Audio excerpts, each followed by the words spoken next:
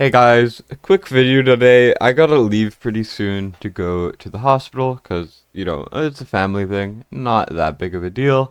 So, this is gonna be pretty quick, but the anti-heal bug that I posted about last, which a lot of you guys saw, got patched faster than any patch we've ever had in this game, and it is not close. For context, the assault bug, which is deemed similar levels of broken, got fixed in like 3 days, 4 days after it was changed.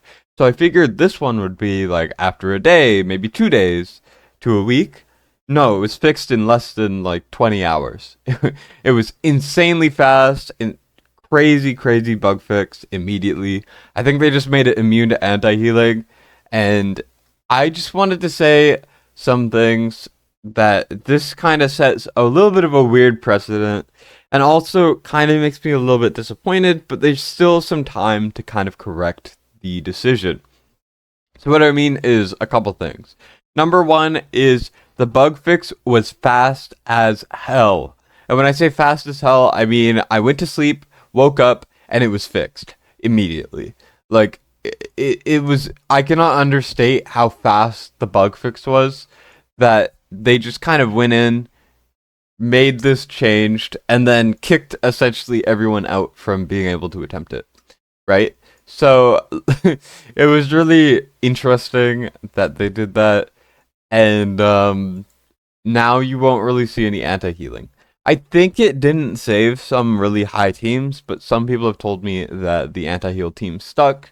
I'm not 100% sure, but you know, pretty insane swiftness on their part. And if you didn't know, there are still a couple bugs in the game right now. Number one, Carnelian bug does not. I mean, Carnelian is bugged in Guild Boss 2. Her A5 does not work properly. Her A5 just doesn't work. For context, her A5, what it does is you have essentially a 20% chance that your soul essence won't be consumed. So when you trigger the unyielding, it won't be consumed. That doesn't work. So A0 Carnelian is the exact same as A5 Carnelian. I know that's a big whale issue, but the fact that it is still bugged and has not been cared about at all is kind of shocking.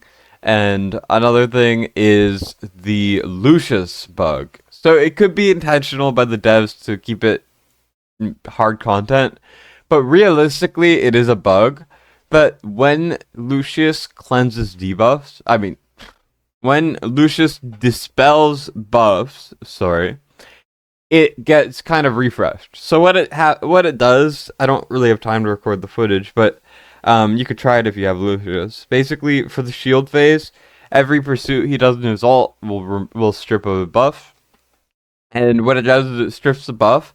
And the second the boss puts out another one of the buffs, it refreshes all of the stripped buffs and another one. So therefore, Lucius's utility is essentially he removes it for about 4 seconds or like 8 seconds, and then it comes back, and then he's rendered useless from that point. So essentially, all he's there for is like a couple seconds. And currently, it seems like a bug because right now, Lucius in Guild Boss 2 is a lot worse than we expected him to be. His main selling point is that he would remove them instead of just temporarily suppressing them, which is what currently is happening. So what this precedent that the anti-heal is kind of set is that they have to also have the same swiftness for these two bugs. Otherwise, it seems a little odd how they would just let a hero that they sold really heavily by having it be a certain way, and then have it end up being a completely different way, and then leaving it. So if they leave it, it ain't good, for obvious reasons, because why the hell would they leave a bug when they're fixing bugs immediately, you know? And then we get into the topic, which is, could they have done it differently? And the answer is yes. So, personally, I think the anti-heal bug was too strong. I was responding to comments on that video that were saying it's going to get patched by saying, hey, it should be patched. It is a really bad bug for obvious reasons. But I think making the boss immune to anti-heal, or at least make anti-heal not work, is not the direction they should go. And what that means is I think there are some more intelligent smart ways that you could really deal with this. So one of the things that I think they could do is use anti-heal in a certain way that makes it so that not having heroes for certain phases is okay. And what I mean by that is if you look at the phases, I don't know how to look at these phases, but if you look at the phases right here, you know that there are some that are a lot harder than others, like the poison phase. And the poison phase is a really glaring issue right now because there are only currently four, technically five, but really realistically only four cleansers in this game. We have Midan, who's the only epic. We have Elowen, who so many people do not have, and she is uh, the best cleanser in the game and way too important. And then the other two cleansers are one Eunomia, who is can barely even be counted as a cleanser because she's so ass in this, and she's also ancient exclusive. And then we have Desomi, who's the who's also good and is ancient exclusive. So realistically, you have two ancient exclusive ones. One is garbage. You have a really rare legendary, and then you have one epic. So realistically, 9 times out of 10, well, not 9 times out of 10, but realistically, a lot of the time, when I do takeovers or when I'm on people's accounts, Apocalypse 1 or Apocalypse 2, you can only do one of them because you only have one cleanser. The fifth one, by the way, being Arin, who's buggy, only cleanses one character and is just complete garbage. So what that means is that Acidic Venom is like the hardest phase ever, and it's just impossible. So what I'm thinking is maybe make it so that you could use anti-heal like one time for one phase, or use it in a way that maybe like anti-heal can be changed for like, for example, the poison phase to make it so that poisons can't be sent out or something. You know, make something interesting like that that helps with a phase that currently is an issue for a lot of players because there's not enough viability, which is a big problem with Guild Boss 2. One of my biggest issues with Guild Boss 2 is a lack of viability.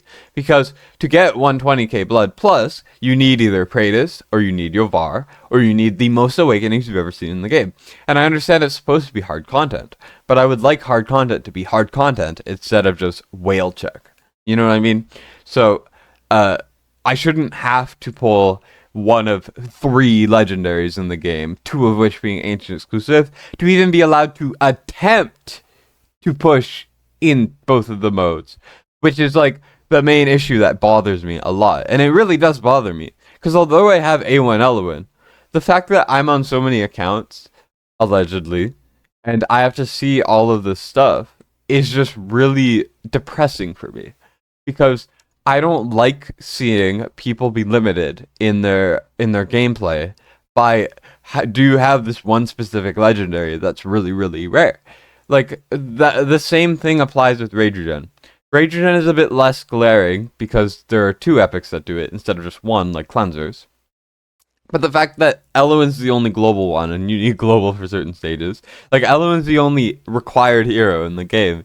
Like, sure, you can beat all the content with Desomi and A5 Nyx or whatever for like Gear Dodger 2 and Guild Buffs 2, but it's still like we're going in a dangerous direction here, is what I mean to say. And anti-heal, if it's geared properly, could be like a little bit of glue that helps deal with those things. Because although there's only 3 actual anti-healers, because Kriya can't put out her birds in that stage, and Zealous doesn't work, they could, have creative solutions by bringing in these like really unique mechanics that don't get a lot of use. Because realistically, anti-heal is only good for 2 stages in the game, Gear 4 and Gear 1. They could like really, change up the game a little bit by having more creative solutions. If anyone else has any suggestions, because I didn't really think of too many suggestions, please comment them down below where they could change it in a way that makes sense and a way that's fulfilling and a way that's smart. That other games are able to do by having unique mechanics and then actually introducing the unique mechanics while also making it so that you are not hero limited by just have you summon them, because currently Guild Boss 2, at least past 30k or 8k, is a do you have hero question mark. Obviously gear matters, but for some reason gear, in my opinion, for this matters a lot less than the heroes that matter for this. you know? And I do not like that very much.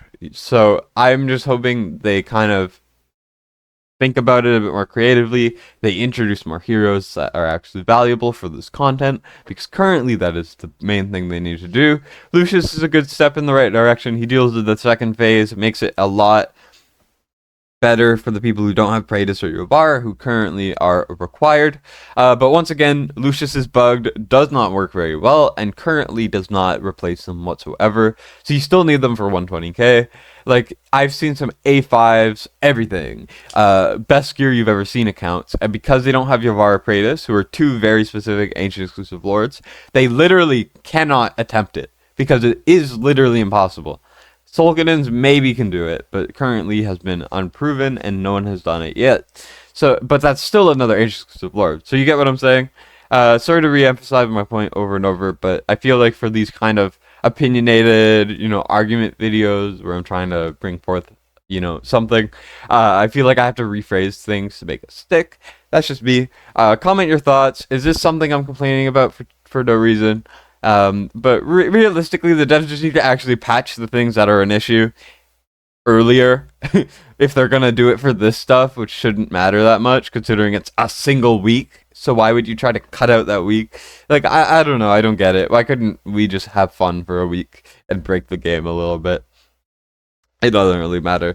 But they just need to do this. They need to increase viability and fix some bugs, and then I'll be happy. Make Elowen less important and make the bugs get fixed earlier. The ones that actually matter. So yeah, thank you guys for watching. I do appreciate it. I will be leaving now. I do appreciate you guys, of course, and comment your thoughts down below. I am interested to hear. I do these videos every once in a while when I don't have time to edit, and also there's something I'm really passionate about, because I am, at the end of the day, very passionate about this game, and I will continue to be passionate about this game. I want this game to succeed, and when I see an issue, whether it's valid or not, I am going to make my thoughts known, because I feel like I am currently in a position where I can, because I am not contractually bound in any way by the game or the devs. I am already kind of a black horse, so I'm more able to kind of rant about these issues than the average content creator, and I feel like I have a bit of an audience to do so. So, once again, if you don't agree, that's a-okay. If you do agree, that's also a-okay. It doesn't really matter that much. I just felt like I would share my thoughts. So, thank you guys for watching. I do appreciate it. Like and subscribe for more, or less, I don't know. And Destined is signing out.